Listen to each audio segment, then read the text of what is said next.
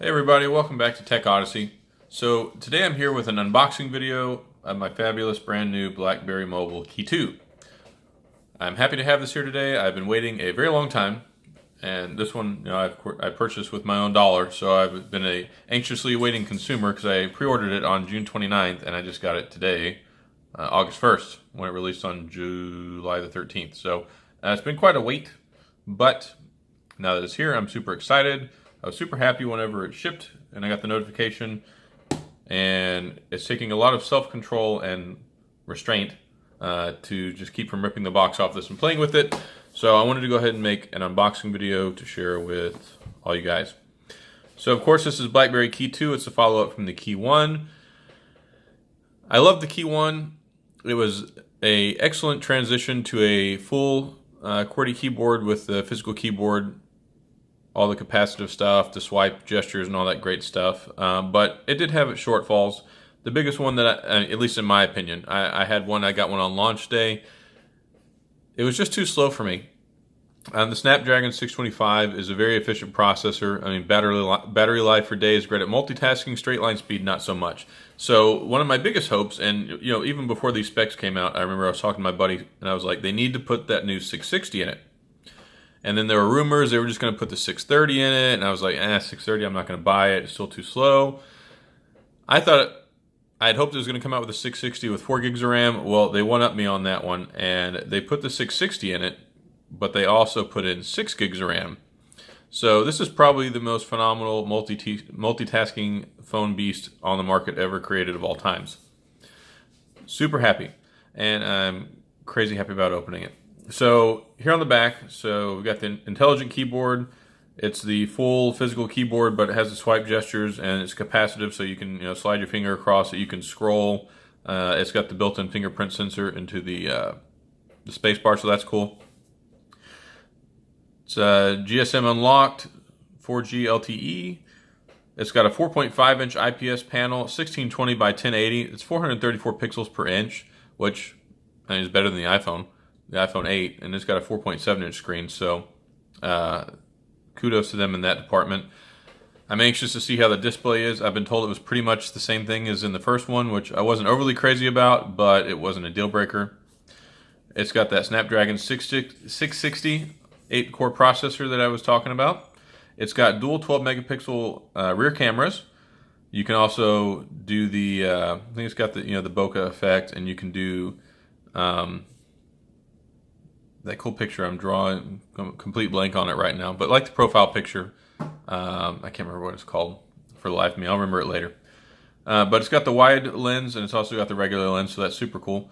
8-megapixel front camera. It's got 64 gigs of onboard storage, which is good. You can expand that. You can throw an SD card in there. Of course, you've got the 6 gigabytes of RAM, which is super cool. 3500 milliamp battery, which is great. Even though the 660, it's still a 6 series CPU, they're still very much battery and power efficient, much better than the 8 series. So I would expect, I remember looking at the benchmarks on this, and I think the benchmarks were comparable to the Snapdragon 820 or very close to the 821, but you're going to get a lot more efficiency out of it. The 820 and 821 were really good processors. They were very powerful, but not so great on the battery life. And that was kind of about 2 generations ago. So if you think like I think it was the S7. I think the Galaxy S7 in the United States is the one that had the 820 in it, because when the Pixel 1 came out, that's when the 821 came out, and then Samsung jumped straight to the 835. So yeah, this is about on par CPU-wise with the Samsung Galaxy S7. Now that I've talked about this so much, go ahead and open the box. Ah, shoot, it's got a sticker. I don't have a knife. Ah, I got it. Okay. No emergency yet. There we go. Shoot. And the sticker's off. So, it's very similar box to both the BlackBerry Motion and the Key1. It's this black cardboard box. And it's got this indented on there. It's cool. And voila, the BlackBerry Key2 in all its glory, and it's got the cool little DTEC shield on it. BlackBerry Shield of security power. There's a nice feel to it. I kind of expected one end to be, especially like the top, more top heavy than the other, but the weight is very balanced throughout, and I like it.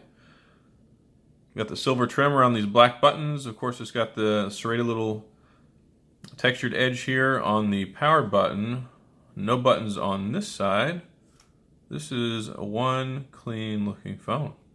Man, this thing's balanced. I like it. All right, go ahead and power this baby up.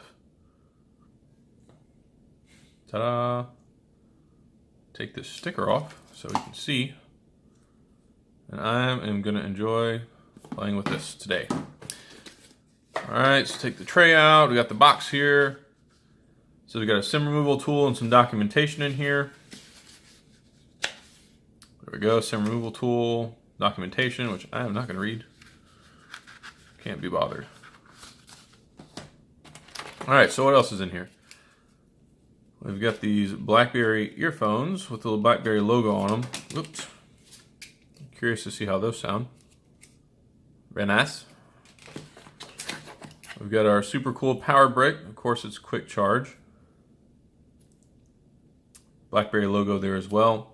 I like that. I'm very happy that they're consistently putting the power brick, the USB connector here.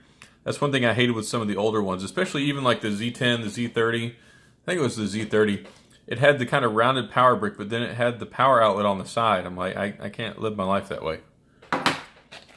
And then here we have a very, very disappointingly short USB-C cable. So it looks like they borrowed one from Apple's playbook on this, the other fruit, and they made a really small cable.